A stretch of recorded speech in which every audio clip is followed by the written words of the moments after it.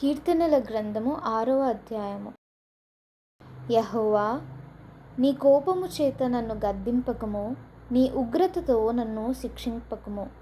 యెహోవా, నేను కృషించి ఉన్నాను, నన్ను కరుణింపుము. యెహోవా, నా ఎముకలు అదురుచున్నవి, నన్ను బాగు చేయుము.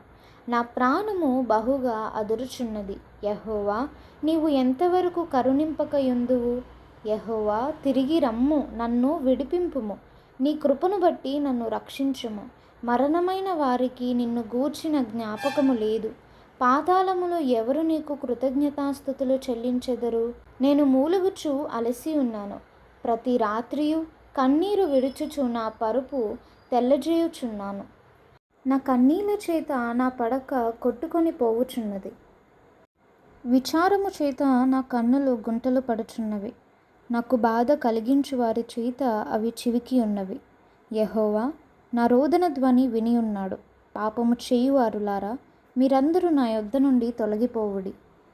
యెహోవా నా విన్నపము ఆలకించి ఉన్నాడు. యెహోవా నా ప్రార్థనను అంగీకరించును. నా శత్రువులు సిగ్గుపడి బహుగా అదురుచున్నారు.